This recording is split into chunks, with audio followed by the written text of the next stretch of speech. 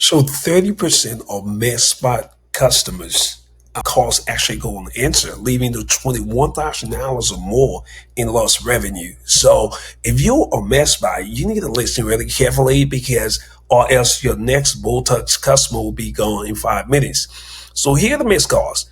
30%, I would say even more in some cases, $21,000, okay, in lost revenues. So all you do, you use AI with this little small interception. Sorry we missed your call.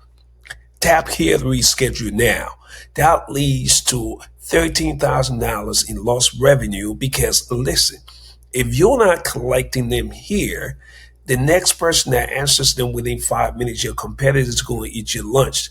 Go ahead and comment the word AI100 and we're going to send you the playbook. My name is Hodge. That's my time.